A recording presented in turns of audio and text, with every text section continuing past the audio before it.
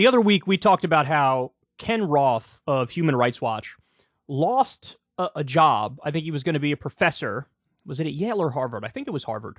We talked to him on Crystal Kyle and Friends about it because this guy, who was formerly the head of Human Rights Watch, he criticized Israel, called them an apartheid state, and, said, hey, Palestinians should have human rights. Well, for that crime, he was let go from, a fellowship. Well, there was a massive outcry, there was backlash, and then eventually I think he was rehired, thank God. But without that backlash, without him having a platform to begin with, nobody would have heard of it, nobody would have said anything, and somebody would have lost a job because they have a conscience. Well, now we have a similar circumstance unfolding. There's a human rights lawyer who was going to get a position at the State Department, and the Biden administration said, no, you're not. They pulled his nomination after they realized he had made some accurate criticisms of Israel. Leaders in the human rights world are criticizing the Biden administration for withdrawing the nomination of a prominent human rights attorney from a post over the attorney's past comments criticizing Israel. Last Friday, the State Department announced the nomination of James Cavallaro to the Inter-American Commission on Human Rights. He'd previously served on the commission from 2014 to 2017, including a period as its president. This was all during the Obama administration, the Obama-Biden administration. Cavallaro is a widely respected human rights attorney, co-founder and executive director of the University Network for Human Rights. Earlier this week, the State Department withdrew Cavallaro's nomination after reports emerged he described Israel as an apartheid state and had criticized House Minority Leader Hakeem Jeffries' close ties to AIPAC, the American Israel Public Affairs Committee. This is State Department spokesperson Ned Price speaking Tuesday. Now, by the way, this is what they do. If you criticize Israeli money in politics, they say, you're an anti-Semite. Wait, what? I'm criticizing the Israel lobby, whose job is to pay politicians to get legislation favorable to Israel. I'm criticizing something that objectively exists. This isn't some conspiracy theory about, Jews control all the money in the world. That's not what that is. But they do this sleight of hand move where they act like, no, that is what you're saying, and so you're an anti-Semite. They did this to Ilhan Omar when she said it's all about the Benjamins, talking about AIPAC. But she says the same thing about the Saudi lobby. It's all about the Benjamins to the Saudi lobby as well. Nope, doesn't matter. You're an anti-Semite. Okay, well, is she also an Islamophobe for criticizing Saudi money in politics? It's such a dirty, gross, disingenuous hack trick because they know they're lying when they make that criticism. They know they're doing that. His statements clearly do not reflect U.S. policy. They are not a reflection of what we believe, and they are inappropriate, to say the least. We have decided to withdraw our nomination of this individual to withdraw his nomination to serve on the Inter-American Commission on Human Rights. The Biden administration's decision to withdraw James Cavallaro's nomination has sparked outrage within the human rights community. Agnes Callamard, the Secretary General of Amnesty International, condemned what she called a, quote, state-driven attack on a brilliant human rights lawyer because of his view on Israel apartheid. She went on to say, quote, the U.S. government has not engaged with the legal and empirical basis of positions on Israel apartheid. Instead, it's censoring, shutting down debates, and threatening, she said. Omar Shakir, who's the Israel and Palestine director of Human Rights Watch, said the move, quote, suggests that for the State Department believing that Palestinians deserve basic rights disqualifies one from serving on a human rights body. Shameful, and yet U.S. foreign policy in a nutshell, he said. James Cavallaro has become just the latest figure to lose or risk losing a position due to his criticism of Israel. Last year, the dean at Harvard University's Kennedy School of Government vetoed a fellowship for former Human Rights Watch executive director Kenneth Roth over his criticism of Israel's human rights record. Under public pressure, Harvard recently reversed its decision, and Ken Roth is at Harvard Kennedy School now. We're joined now by James Cavallaro in Los Angeles, where he's visiting professor at the UCLA School of Law, also teaches human rights at Wesleyan University. Welcome to Democracy Now!, Jim. Thanks so much for being with us. Can you explain what happened? First, they're praising you, and then they are withdrawing your nomination from the Inter-American Commission on Human Rights that you had previously served as president of. Yeah, it really was quite a turn of events, and many thanks for having me on your program, Amy. So on Friday, State Department publicly announced that they had chosen me after an internal process to be the U.S. national candidate to serve as an independent expert. And let me underscore that. It's quite important. As an independent expert on the Inter-American Commission on Human Rights. And as you noted, I had the privilege of serving on the Inter-American Commission in the past as a result of the nomination of the then Obama-Biden administration. So on Friday, they issue a statement. They talk about my background, my knowledge of Latin America, my fluency in other languages, et cetera, all factors in their choosing me to be the candidate. That's Friday.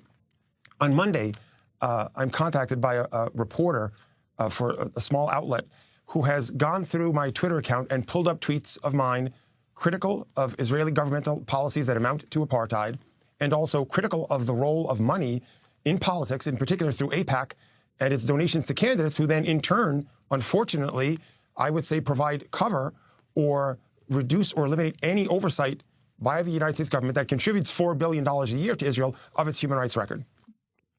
I love how the whole, like, somebody dug through all of my tweets going back in the day. Man, the quote miners, the people actively looking to cherry pick things to get outraged about. In July of 2013, you said this. Nobody cares. Nobody cares. Imagine if everybody was subject to this level of scrutiny, for real. Imagine if you couldn't get a job. If at some point 7 years ago you said something that was like a politically incorrect joke, or you had an opinion that was in bad taste. And in this instance, it's not even a joke and it's not in bad taste. He's just correct. He's just right. Israel being an apartheid state is something that's recognized by the top human rights group in Israel. But they're digging. Oh, we're going to take them down. And they succeeded. As a result of those tweets, there's some internal debate within state and maybe above state. This is, again, on Monday. The journalist contacts me, contacts State Department, publishes an article, I think, Monday afternoon. On Tuesday morning, I'm called by folks at the State Department and then by the ambassador to the Organization of American States and informed that the State Department is withdrawing my nomination. And they're such little Weasley bitches, man. Holy cow. Under the slightest pushback, again, inaccurate criticism, the slightest pushback in some nothing outlet, and they're like, oh, controversy, run for the hills. They do this all the time. People need to have a spine. Every now and then you got to tell people, piss off. Now, of course, in the case of this administration, it's much more likely that Israel lobby has impact, has sway, and that's why they're pulling the nomination. Further proving the point that he's making, that people like Ilhan Omar made. It's like in the outrage where they're saying it's not true, they're actually proving the point that the Israel lobby and their money has a massive influence on our politics. In the same way the Saudi lobby does, in the same way various corporate lobbies do, and the military-industrial complex does. It's made clear to me that it's because of the tweets and the statements that you indicated about my characterization of the situation in Israel and Palestine as apartheid, and the critique of the role of AIPAC funding in U.S. politics. Let me underscore two things, if I could, Amy. First, the role of a commissioner on the Inter-American Commission is not as representative of the United States if you're a U.S. national, or representative of Mexico if you're a Mexican national, and so forth for the states of the Americas. It's as an independent expert. The reason why they chose me is because for 3+ decades, I have been an independent analyst expert. I've documented human rights primarily in Latin America, but also in other parts of the world, including Israel and Palestine. That's the first important point. And the second important point is that the decision here, what it in effect does is it requires loyalty to a U.S. position on what's happening in Israel and Palestine that is totally out of sync with what every major human rights organization has said. But notwithstanding it being out of sync, it is now, in effect, a requirement, not just for service within the U.S. government, but for service as an independent expert. And the last thing I would say is my views, based on my observation, my visits to Israel and Palestine, are entirely consistent with the views of Ken Roth, who was on your program when his fellowship was rescinded by the Kennedy School and then reversed, Human Rights Watch, Amnesty International, the leading Israeli human rights organization, B'Tselem, Al-Haq, the Harvard Human Rights Program, and others who have documented. What a human rights activist and practitioner and scholar and expert does is document conditions, compare those conditions to international human rights standards, and call out violations. So in other words, he stated a politically incorrect truth, and it got him canceled by the establishment. What's so amazing about this is, if you go to the UN General Assembly, the position he's taking is not even remotely controversial. It's only like the U.S. and Israel and some of our like most, puppet sycophantic states that want money that are like, oh yeah, no, it's totally messed up to say they're an apartheid state, bro. Totally messed up. So like over 90% of the countries in the world are like, well, obviously it's apartheid. Obviously Palestinians are getting their human rights violated on a regular basis. It's amazing how we've insulated ourselves, and there's a pervasive ideology in the U.S., which is just to deny reality on this exact issue. And again, it all comes back to the Israeli lobby and Israeli money in politics.